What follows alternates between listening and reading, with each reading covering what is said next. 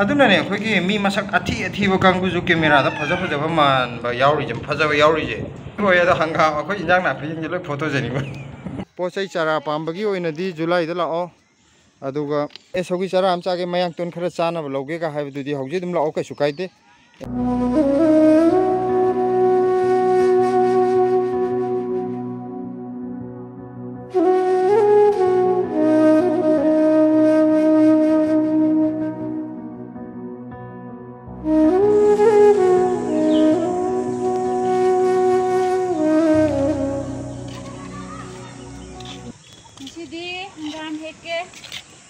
ngarang bazaar chalubane chagempom bazaargena aduga pakhon phangaktre aduduna nga atawba machado hangam di loin nang songjane hekalo silam sin kanto ani mak hituni oh ani me hektora sikho mo kan thoi hoi hoi debudi ain si anong si ain hektora ani mak thoi nga macha atawba nga macha na nga aso nati ko muka nga itu kita bisa tahu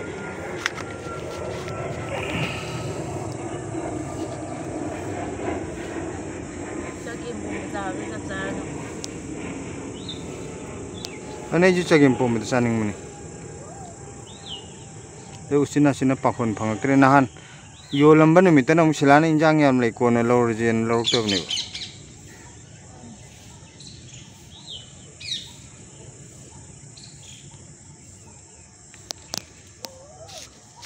adonde la ka taw la onang nungai ka jaga di o pedro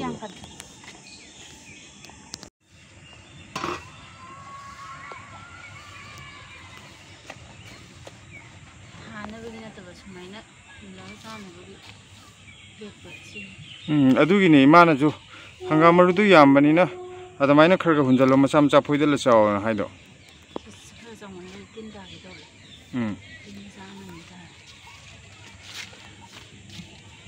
hangam thagi bale ba ke lehau phai dai ne hangam hawai thak moi je lehau phab ne kan ta hawai thak tha ba dai na si ne kam bi ko ya gi da sum sida pambi amani je ne sum try to yeng bane pura ibo ko do ya de kano de koi gi nungsa da thamme krem krem ke ma hawbo ngamde urum da thamme urum gi hawai to na hai nei de ne pitru pi maklab sang sang ne je sum amani khak try to ning da to be wane da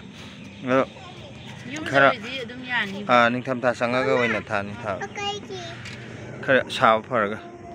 blesi maram ya moi nang pai ba haibro adu pai ba haibro hangam pai ba haibro ba thoi thoi kai no nang pai du ba kariya hangam thongge nang na thong doi ro asyam hai he hong ni he thoi thoi na hangam thong ni nang hangam thong haibro ne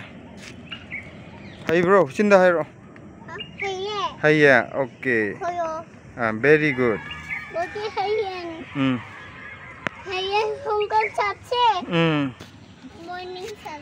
Hindi yaw kan hindi yaw rati comment am biri hindi nga yam thau ne angang gi aduni ga adani ga haidi ma pi bagi hogi kaino to ba play school da ju manipuri ngang bu ju hindi ngang bu ju phaja haitrim ni na school gi du gi oina hindi hana khara ngang ba tambi bani ado mayam na bhab am oina khalle haidi hindi ngangan manipuri ngangan ning da be mong do moi je le ka khan bidrim si cherang thami je ngaktang adu sawri de horok padi jugo dum chadra bane aina haidu de to sai de ko thatchira kathalo kano tor thang yaw pra asigi kano dina kakke ya makhong somna ba kano da thang tu cherang sida thamme te blur he ta satli je mobile apha ba je tongan top ta ar kano ni sida cherang ja hokji kuptri bane ba ko ayuk ki nungsa jing akti phuja jano pambi jing je na tar di nungsa smong phangdra ka jona ngal le di khumdan garni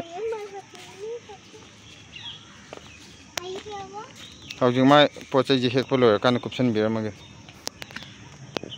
sigi maten je hangam ma thongani pan ma gi iron de pan iron len ta hangam ga akhoi gi kariba ngape ma haibra mukanga ga hangam ga thongdoi ne ngarang leirponi muka nga ngarang di nga ju hongame du fresh oi pawa de lupa kaino khak pirame kunthra ka han di yang khai pi bane bu ko abo fresh yam oi phajai yam macha do adui muka nga leibam dukan jing do hana loi thingye moi jaga do kai no thoi nang na loi hekta li do hana kaino dukan do loi thingye na loi lol ro min dukan ani hum leiba akhoi injang leibam sabji market ke du da awa atopa ama akhoi kainogi lambi mapanda amakak phame adude leibne adudadi amakak phambani na makan mathen du sudeba adugo nongma yerum leibam da haifet hanguba somai to budo hojikti amta swaide leigidra mane haibudo man tagle e hanuman mandir manakta moi pulap oina phamimne entoroga hana digi tongan chongchongna amani phamambudo hojikna maphamamda pulap moi manga truk phamme aduna hena nuaire injang leibam manak sabji mandir kaino du ju het sabji mandir du ju oire aduga nga du ju makhan chure silato asi hekta khre mapal leije de sinang di kai gino nang bo ngasi heta ga nga mana angang bagi mane ana de thada pino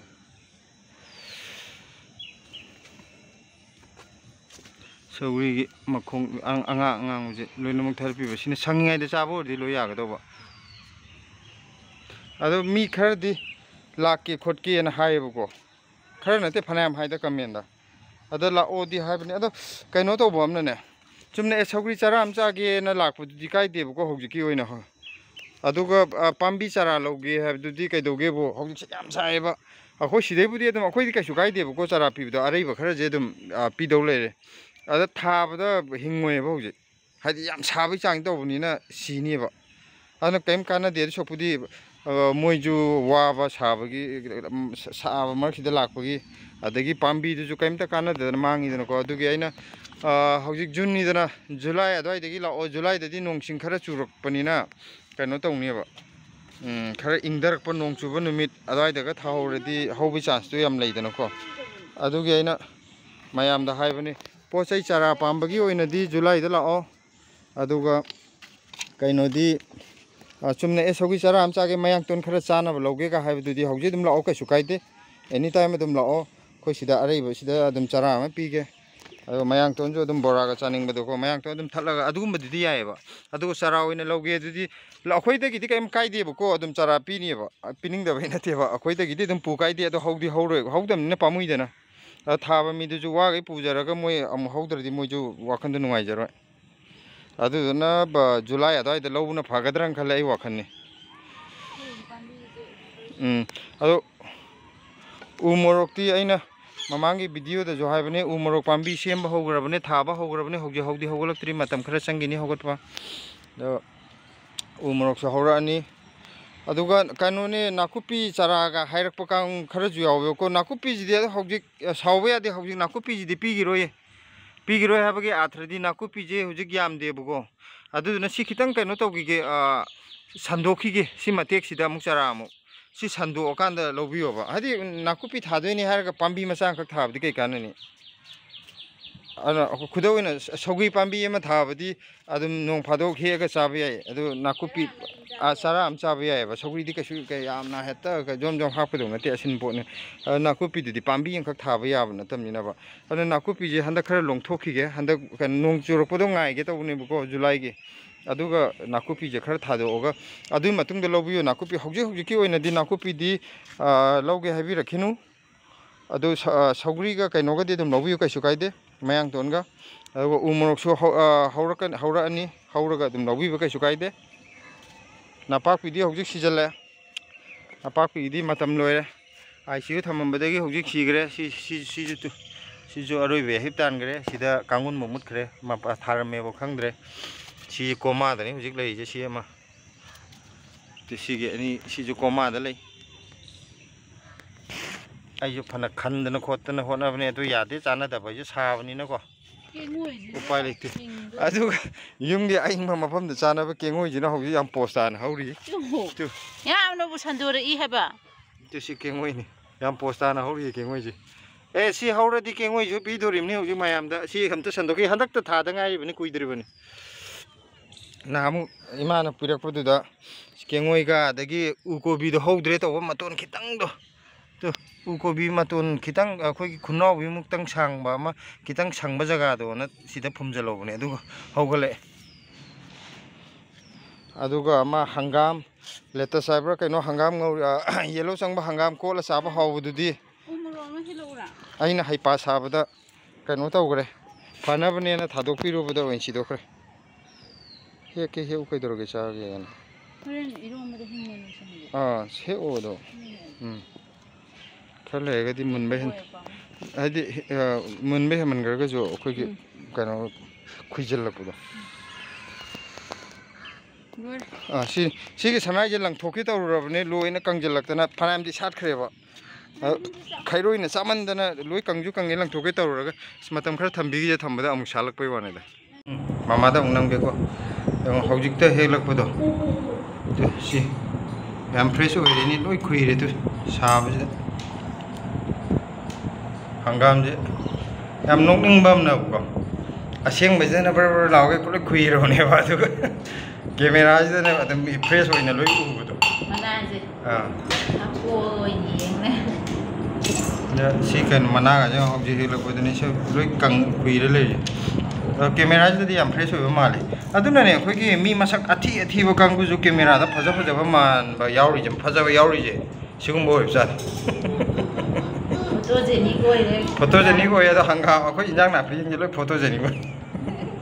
asiam gudana khuiri ba aga sidana machu ga se pura asang ba ga se kano to pura fresh oina ga loi uyo tuning ko ga jau je pura atek po ni helak puni ai zo ta kay no nang di photo da ju thi asing da ju thi kay no photo da di ai phajai na ne aduga nang na photo da thi gai ni na adu photo da phajai hai do nang na hana acha pot ke leibi ra ngi ra acha nate acha photo jo leibi ra matung da phajana mabuk thana pijar matung da hangi ra ai je photo da kamai to ge na adu ur de photo da khare phajai na hai ko mai mana ke leibi da gi di lo le pagi dong ni da nang nungai roi na aseng bai hayo hai ta dia aseng bada je thi photo da je thi adu ma di nang yad re ba yum balagan da sak chu ole je chum badani yum bal ichani bi ge de yum kam bala loi di masa phajara nei na ba yum bal da je amna ta jada ba masak thijal e yum pala di aduna mayam yum pan da padam phajana lai ge di ko padi makta yum pan ba ja phaba badana thai de ge yum pan le jatna ra me jatna ni du ai gi jai hak ta di mayum palo na in chaloi ma di lai ni ma da bolai yong ko si ge cha pho se blessing ke sapone bako siga masak sa mana badane thaina khoina angang oiringai da angalwadi da kanola ameba ngaksangang ba hida amala ameba khoina pi ngai da ado kana gumba haidi adui matam du ningjang bing bana tra thengna bi be yaur gadi comment da bi ber o yam nungsi bani red color pura pure red ngaksangang bani sigi mong ji da vitamin guli ra kaino bugana yam ada asi guli sana ohona da akoi se pura bijeba guli yo so hai tu sigi masak siga chamani bako se hawai maru man bije sida dia ye kano blur chatle yam bi ge wal ada pi ye ba akoi yam angang ori hu ka mingjang ai ne hoje haji kara na de yam bi ngaksak ngang bani huji ki hidak to akoi na wai ima oi ga toroga poraga pijai ba to thoi gi makutai ulloye thoi na to sigi masak chamana ne sidaida aduga hujiki duna angang bo oiba sije pura kanu toro tu koi gi ngasigi mathenda ngasai hekpa hangam dune sigi ngamhai jiga ma thonge ngamhai ate ku jingaram dang le ko ni adagi sonda pani ron bam le re tuning kho ka kai koi hobudo adu dum hapchal le si mayang ton ko dana ba siladi kot pa yam pame kena tujuh gi nga ngoba maru mun yang atau maru mun yang sok tujuh sini aduh di objek sana atau orang kamu kita ke iya lah mana mama mai ini mana mana Sida pani ronba sina hangga kainu ne aku ngamai na tahu ngasi ori mix oi ngamai di hapti buko ntar aja nuna singa ngamai na tahu sara sina ko ai di ngamai bukan oh bukan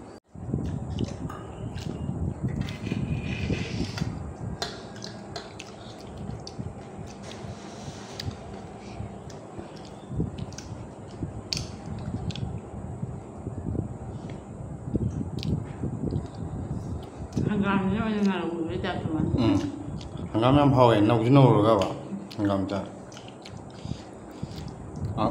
mereka putih ke bisa ada hari ini dalam kerja mungkin jalan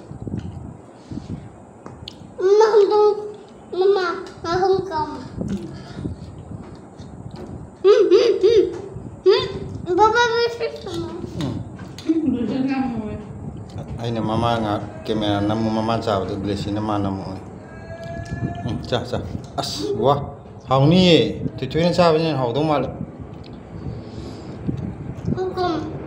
untuk nanti hanggam ni hanggam ayo hangam hanggam iroma kan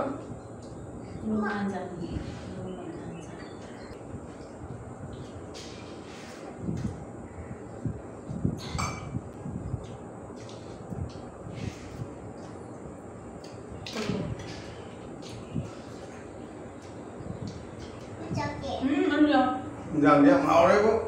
lagi nawi lagi tuh punya ada.